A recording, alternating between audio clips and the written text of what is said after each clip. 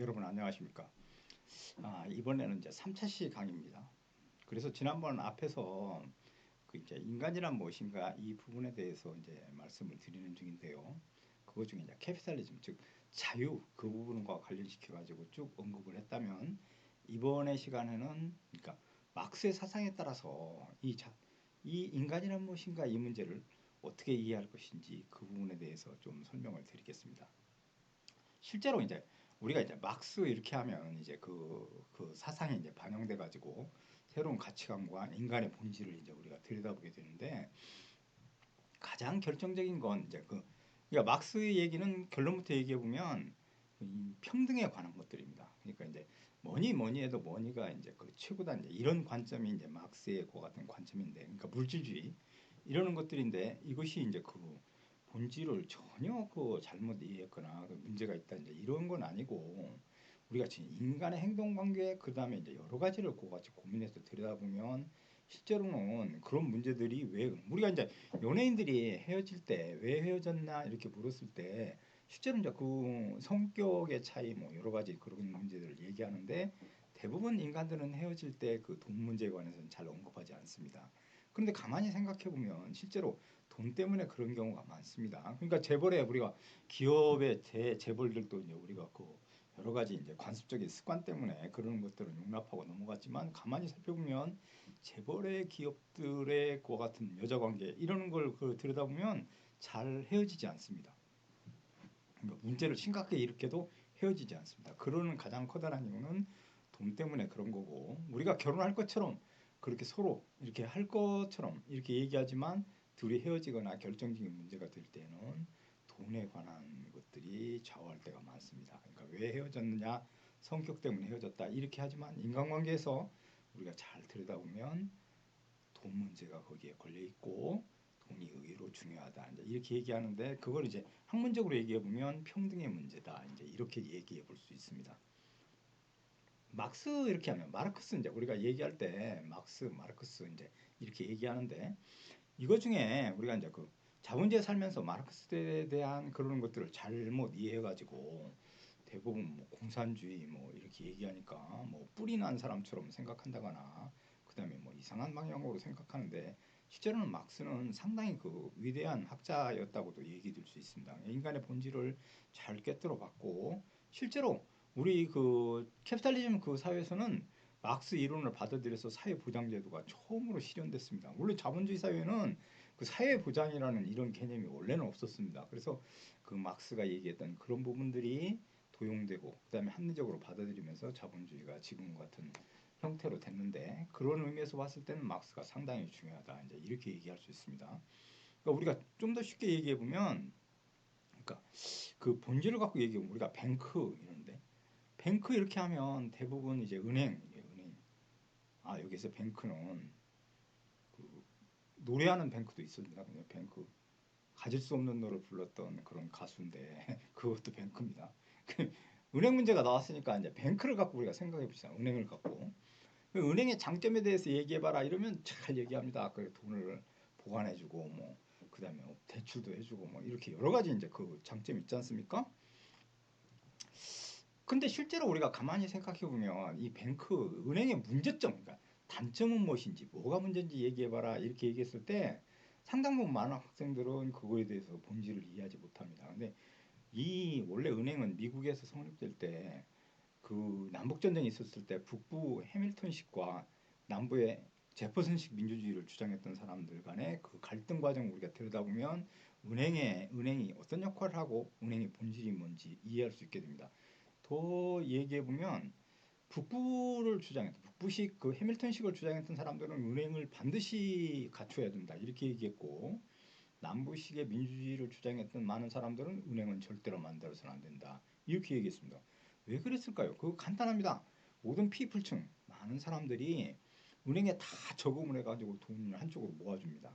그러면 그 돈 모은 돈을 은행은 항상 대출해줬던 사람들 몇 사람한테만 대출을 해서 그 사람들을 잘 싸게 만들어가지고 그 기업을 한다거나 이렇게 해서 뭐 망하게 생겼으면 자기 혼자 망할 수 없다. 외국인관이 거기 자기 직원들이 다 실업자가 되니까 사회적으로 문제를 크게 일으킬 수 있다. 이렇게 해서 할 수 없이 은행이 또다시 대출해줘가지고 계속 사업에 성공할 수밖에 없는 구조로 됐다는 겁니다. 그러면 이제 그게 가만히 생각해 보면 많은 피부층들은 돈을 모아줬는데 그 모아준 돈을 갖고 몇 사람만 잘 살게 만드는 이 경제적 불평등을 구조조화시키는 가장 커다란 것들이 바로 그런 문제를 일으키는 것들이 은행이다.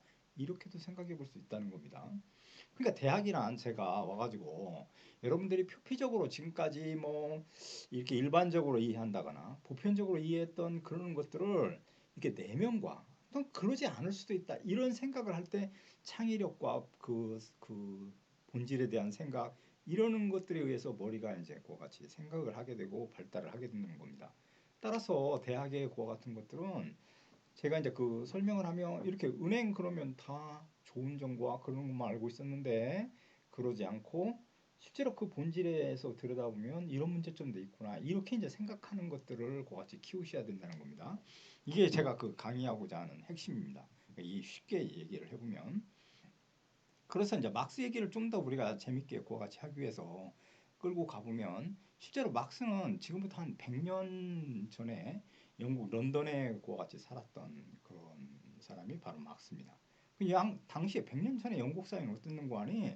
그 양들이 사람을 잡아먹는다 이런 사회였습니다. 그냥 양들이 지금 뭐 그렇게 둘리랄지 이런 애들이 사람을 잡아먹는 건 아니고 실제로는 양들이 왜 사람을 잡아먹는 거 아니? 그게 이제 다른 게 아니고 양목값이 갑자기 올라갑니다. 양털값이 올라갔다는 게. 그러니까 거기에다가 지금까지 소작농들이 거기다 밀농사를 했는데 그 소작농들을 다 몰아내버리고 초지를 형성해서 양을 키우기 시작합니다. 그러니까 양을 키우는 것이 농사를 짓는 것보다 훨씬 낫기 때문에 거기에서 다 소작농들을 몰아내고 그 다음에 거기서 양들을 키우니까 양들이 사람을 잡아먹는다 이렇게 이제 얘기했던 겁니다. 그러니까 그 사람들이 몰려가지고 다 어디로 가는 거 아니? 전부 몰려서 실제로는 다 그 영국의 런던으로 몰려들기 시작합니다. 그러니까 영국의 런던으로 몰려들었던 많은 사람들은 이제 그 처음에는 이제 그 영국의 많은 그와 같은 도시의 노동자들이 모여서 아버지가 혼자 가서 일을 했을 때 네 명의 식구가 먹고 살았는데 정말 일자리가 이제 그 한정돼 있는데 사람들이 점점 몰리면 제일 먼저 나타나는 현상은 페이를 페이가 이제 그 낮아진다는 겁니다. 그러니까 이제 이거 이제 여러분들 요즘에 이제 제가 대학생들을 접하며 느끼는 건데 옛날과는 달리 정말 아르바이트 하는 학생들이 많아졌습니다. 그런데 이제 자기가 그 경력을 쌓아가지고 그걸 틀림없이 해야만 그 다음 단계에 그렇게 진출하고 그렇게 한다면 질문을 이렇게 합니다. 저는. 그러니까 지금 사장 면접이 있는데 5명이 왔다. 5명은 다 학력과 모든 조건이 동등하다. 그렇다면 사장과 면접할 때 어떤 그와 같은 얘기를 해야만 그 사장이 자기를 채용할 것인지 그러는 거 어떻게 하면 전략과 전술을 짜가지고 자기가 거기서 성공해서 그 알바 자리를 차지하고 거기에서 경력을 쌓아서 그 다음 단계로 갈 건지 그렇게 이제 질문을 합니다. 그럼 많은 학생들이 여러 생각을 하고 뭐 여러 가지 얘기를 하는데 거기 핵심은 다른 거 아닙니다. 자기가 한 100만 원 받는다는 그 알바 자리를 자기는 한 80만 받겠다. 이제 이렇게 그 페이를 낮추면 자기가 틀림없이 됩니다. 그거는 다 왜 그런 거니? 학력과 기능 능력이 다 비슷하기 때문에 그렇습니다. 그러니까 그런 걸 생각해 보면 그렇게 됐는데 영국은 마찬가지로 이제는 페이가 낮아지니까 아버지가 벌어온 돈 갖고는 먹고 살 수가 없어서 어머니는 가가지고 이제 그 식당에 가서 일하고 심지어 자식을 데리고 가가지고 이제 어떻게 하는 거 아니? 공장 굴뚝이 있습니다. 이렇게 굴뚝이. 거기에 자식을 데리고 올라가서 몸을 묶은 다음에 걔 아들을 이렇게 조그만 꼬마인데 그 꼬마를 이렇게 내려주면 그 아들이 내려가면서 끄름을 닦는 거예요. 그런데 한 30분 작업하고 그걸 갖다가 이렇게 꺼내서 올려서 이렇게 보니까 이미 세상 사람이 아니었어요. 그러니까 그 아들이 거기에 내려가 가지고 그걸 하다가 질식해서 죽은 겁니다. 그거에 관해서 정말로 자식이 부모를 죽였는데 그거에 관해서 브루즈아나 어느 누구도 관심을 갖지 않았어요. 막스는 거기에 대해서 분개했고 학문적으로 그러는 사실들 자기가 돈이 없으니까 학문적으로 그런 사실들을 고발하고 폭로해서 그런 것들을 개선하려고 했던 아주 그와 같은 위대한 학자입니다. 그러니까 학문적으로 얘기해 보면 그래서 막스는 실제로 이런 얘기를 합니다. 그러니까 살아가면서 뭐가 제일 중요할까 이렇게 묻는다면 그 간단하게 얘기하면 빵이 중요하다 이렇게 얘기하는 겁니다. 이런 사례를 듭니다. 막스는 아버지와 아들이 배를 타고 가는데 그 난파를 당해서 한 일주일 동안 그걸 뭘 먹지를 못했다는 겁니다. 근데 이제 이런 예를입니다. 근데 빵 한 덩어리를 발견했는데 그 빵 한 덩어리를 놓고 둘이 이렇게 갈라서 먹고 아버지와 아들이 나눠 먹으면 둘 다 죽고 한 사람이 먹을 때 한 명이 먹을 때 그걸 산다고 가정한다면 그 빵을 어떻게 할 것인지 이렇게 묻습니다. 근데 제가 이제 그 강의하는 교양 과목에 이제 탁과 여학생도 오고 뭐 여러 학생들이 오니까 남학생들한테 제가 질문하면 다들 아들한테 준다고 그럽니다. 그냥 다 아들한테 준다는 겁니다. 근데 본질적으로 우리가 생각하면 아들한테 준다 그러는 사람은 저는 별로 없을 것 같다는 생각을 합니다. 지구상에서 아마 아들한테 주는 사람은 딱 네 사람밖에 없을 겁니다. 예수, 석가모니, 마호멧, 공자 이 네 사람은 아들한테 줍니다. 그러나 그 나머지는 다 자기가 먹는다 하는 게 정답입니다. 그러니까 거기에 정답은 아버지가 파워풀, 힘이 세면 헤게모니가 있으면 아버지가 먹고 자식이 힘이 세면 자식이 먹는다. 이게 정답이라는 겁니다. 그 냉철한 거지만 최악의 상황에 가서 그 사례를 들어서 설명해낸 거지만 그래도 우리가 참 의미 있게 받아들일 수밖에 없는 그러는 것들이 그렇게 막스에 관한 얘기입니다. 그런데 이 막스는 거기에 이제 그치지 않고 제일 그렇게 강조했던 가장 핵심적인 것들 중에 핵심사항 여러분들이 이제 그 취업을 하고 그 자기 소개서를 뭐 혹시 쓴다거나 이럴 때 그 마지막 부분에서는 항상 이 내용을 그와 같이 생각해 보셔야 합니다. 막스가 어떤 얘기를 했는가 하니 이 세상에 모든 사람이 나와가지고 돈을 많이 벌거나 지식을 많이 쌓거나 그다음 어떤 방법으로 해서 성공한 사람들은 반드시 자기가 성공을 하면 그거에 반대급부로 사회에다가 환원을 해야 된다. 그것이 바로 인텔리겐자, 지식인의 책무다. 이렇게 얘기한 겁니다. 그러니까 그게 그 자기가 이제 지식을 갖고 돈을 번다거나 돈을 모아서 부자로 살았는데 그 돈을 갖고 그대로 무덤에 간다거나 이래서는 안 되고 언젠가는 그 자기보다 약하고 열악한 사람들에 의해서 한 번쯤은 손을 내미는 이와 같은 것들이 지식인의 책무다. 이제 이렇게 얘기한 겁니다. 근데 이 막스의 얘기가 실제로는 많은 사람들이 그 부분은 받아들이고 그러니까 요즘에 이제 그렇게 사람을 뽑고 이제 인성 이런 걸 보는데 그 인성이 별게 아니고 타인에 대한 배려인데 그런 면에서는 한 번쯤은 꼭 그렇게 해야 된다 하는 것들입니다. 그리고 그게 하는 것이 굉장히 어렵습니다. 어려운데 그래도 그러는 걸 마쳐야만 인텔리겐차 즉 대학을 나온 사람들의 가장 기본 소양을 지키는 그런 거라고 얘기하기 할 수 있다는 겁니다. 이게 이제 그 막스인데 그럼 이제 이런 문제가 생기는 겁니다. 그러니까 우리가 쉽게 생각하면, 그러니까 사과를 이렇게 나눠 간다고 우리가 이제 이 그 예를 들어서 이제 설명해낼 수 있는데 사과를 이렇게 이제 자본주의는 어떤 공간이 상대적이기 때문에 어떤 사람은 3분의 1을 갖고 어떤 사람은 3분의 2를 갖고 이제 이렇게 이제 다 나눠지는 것을 상대적인 우리가 이제 그 분배라고 합니다. 상대적 분배 이제 이렇게 절대적 분배, 절대적인 평등 그건 어떤 공간이 딴 거 아닙니다. 사과가 있으면 반절로 탁 잘라가지고 둘이 2분의 1씩 탁 불평 없이 딱 나눠 갖는 거 이게 공정하다고 한다는 겁니다. 근데 이제 이게 이제 에키티 문제인데, 그러니까 형평성, 평등, 뭐 이제 요즘에 공정성, 뭐 여러 가지 그런 문제로 해석이 되는데 이거는 다 이제 물질과 관련된 부분들입니다. 그러니까 이 공정성 문제에서 과연 반절로 딱 짜눠가지고 그렇게 됐을 때 무슨 문제가 생기는 걸까 이제 여러 생각을 해볼 수 있습니다. 그러니까 무슨 문제가 생길까? 그러면 이 가만히 이제 논리적으로 생각해 보면 실제로 둘이 딱 공평하게 나눠갔으니까 아무 불만이 없어야 된다는 겁니다. 근데 이제 어떤 문제가 생기는 거니? 실제로 일하는 양에 따라 이제 달라지는 겁니다. 그러니까 어떤 사람은 정말로 그 둘이 일을 했으면 한 사람은 일의 총량 중에 3분의 2를 했어요. 한 사람은 3분의 1만 했어요. 근데 사과를 둘이 똑같이 나눠 갖는다. 그러면 이제 불만이 생기는 겁니다. 그러니까 이제 그 3분의 2의 일을 했던 사람은 그 다음이 되면 일하지 않는다는 겁니다. 일하지 않아요. 진짜로 일하지 않아요. 그렇게 되니까 어떤 문제가 생기는 거 아니 전체가 일하지 않기 때문에 사회 생산성이 떨어져요. 그것이 바로 결정적으로 평등, 즉 막스가 얘기한 이론 중에 가장 커다란 문제점으로 얘기될 수 있어요. 그러니까 그 부분에서는 문제가 심각하게 된다고 우리가 얘기를 할 수 있다는 겁니다. 사례를 들어보면 이렇게 얘기할 수 있어요. 러시아가 혁명이 일어나가지고 정말로 그 이제 다 토지를 이제 똑같이 나눠 갖고 이제 그렇게 됐으니까 이상적인 사회로 가야 하고 다음에 이제 굉장히 잘 사는 나라로 갔어야 되는데 그러지 못했던 결정적인 요인은 뭘까? 그것 중에 핵심은 걔네들이 커다란 농장을 하는데 이런 일이 일어난다는 겁니다. 그러니까 그 값비싼 트랙터를 갖고 정말로 그 장비를 갖고 일을 하다가 하긴 예를 들면 9시부터 이제 일을 시작해서 저녁 6시까지 이제 일을 한다는 겁니다. 근데 그 일을 하다가 6시가 땡 되면 그 고가의 장비 트랙터를 그 자리에서 시동을 탁 끄고 다 집에 가버리는 거예요. 그러면 그 고가의 장비가 눈과 비를 맞아서 다 그게 녹슬고 이래서 쓰지를 못하게 된다. 왜 그러는 거냐? 그걸 트랙터를 갖고서 다시 창고까지 이동해 놨다고 해서 돈을 더 주는 건 아니라는 거예요. 그러니까 일하지 않아. 그 문제가 심각하게 제기돼 가지고 러시아에서는 절대 빈곤의 문제, 그러니까 공산주의, 그러니까 북한의 현실도 마찬가지입니다. 북한도 마찬가지로 그 일을 그렇게 똑같이 나눠서 그렇게 하자는데 다 하지 못하고 절대 빈곤 문제가 그같이 야기된다는 문제는 그런 거에 이제 제가 지난번에 이제 유튜브로 보다가 막 웃었는데 북한에 이제 탈북한 사람들의 얘기 중에 이런 얘기를 했습니다. 북한은 농사철이 되면 모든 그 직장에 근무한 평양에 있는 모든 사람들도 다 농장으로 도시락을 준비해가지고 배급표를 받은 다음에 다 거기 가가지고 일하러 간다는 겁니다.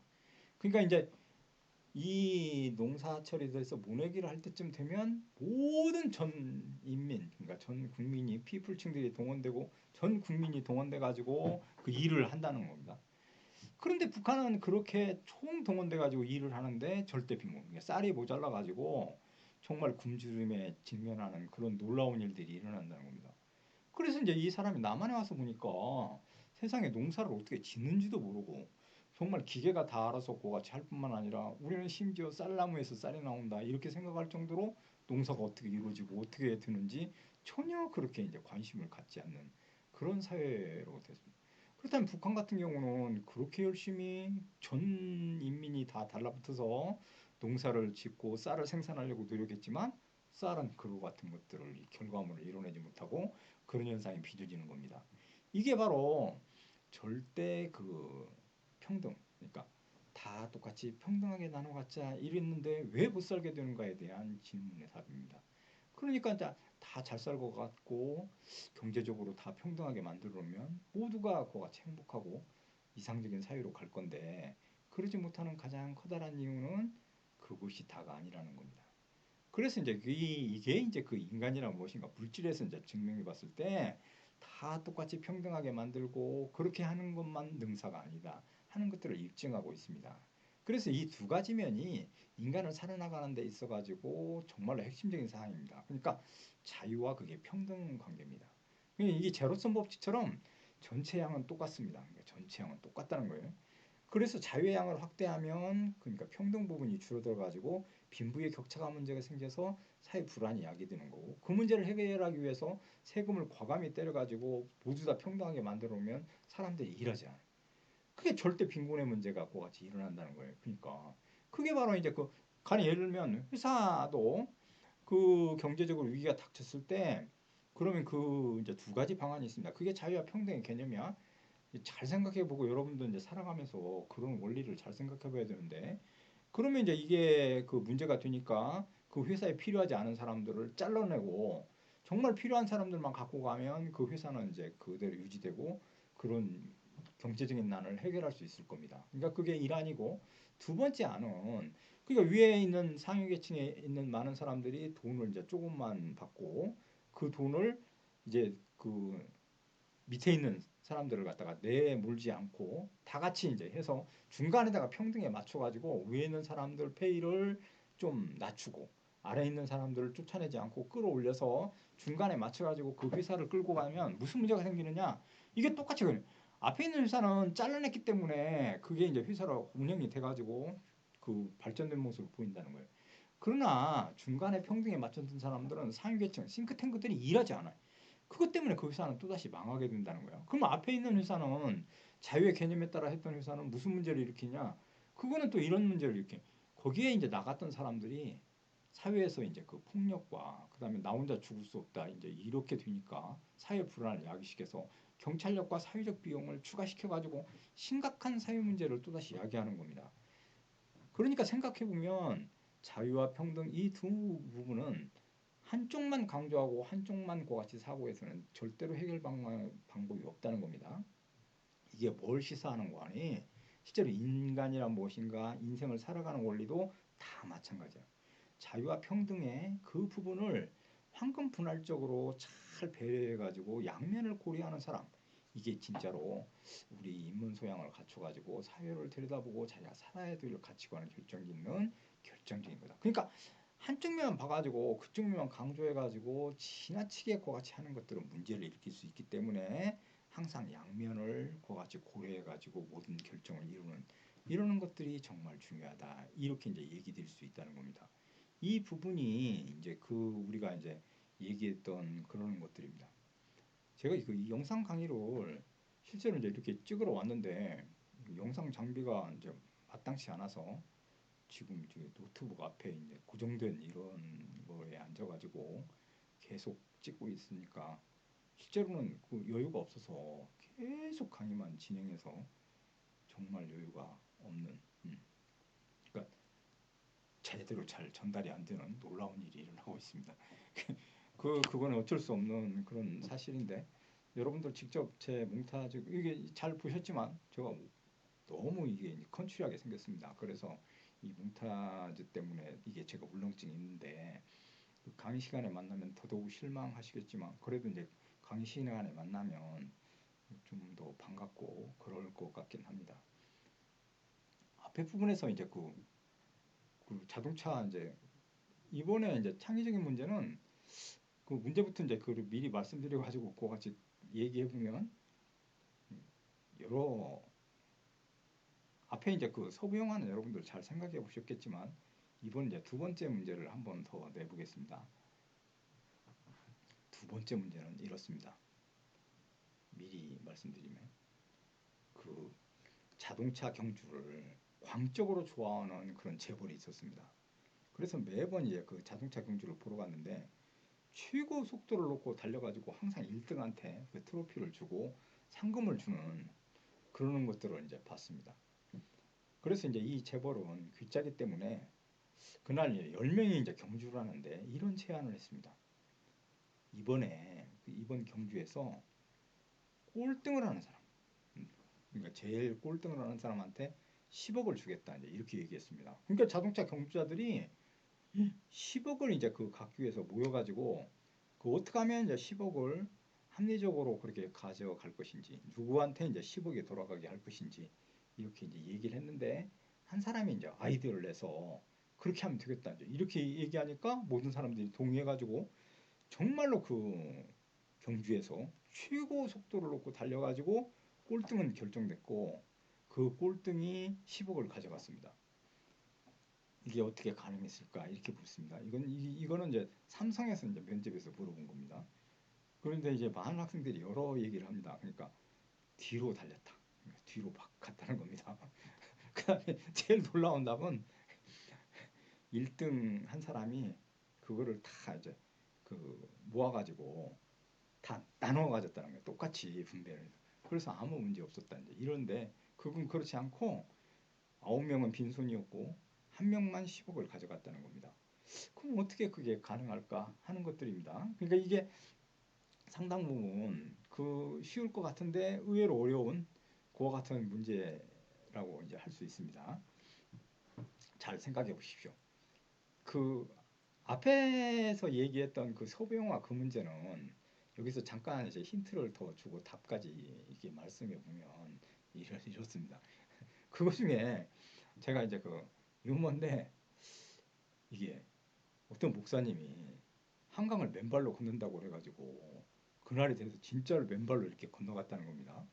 많은 학생들한테 이 문제를 내면 많은 학생들이 정말로 이제 그 어떻게 갔는지 궁금해합니다. 어떤 학생은 뭐 거기서 뭐 무협지를 과도하게 읽은 학생은 왼발을 떼서 경신수를 써서 갔다 이제 이렇게 얘기하고 어떤 학생은 거기에다 거북이를 이렇게 불러서 일렬로 서게 만든 다음에 걸어갔다 이러는데 진짜 그런 방식으로 쓴 건 아닙니다. 그래서 그것 중에 목사님이 진짜 그날에 됐는데 한강을 맨발로 걸어갔다 이 얘기는 딴 것이 아니고 정말 한강이 얼었습니다. 한강이 얼으니까 이 목사님은 맨발을 이렇게 건넜다는 겁니다. 그러니까 이게 어떤 사고를 할 때 논리적이고 합리적인 사고, 그러니까 이렇게 할 수 있는 것들, 이러는 것들도 같이 필요한 겁니다. 그러니까 어떤 생각을 하고 그 문제를 어떻게 해결할 건지 이거 중에 논리성 우리가 잘 고려해야 된다. 이것이 제일 핵심인 겁니다.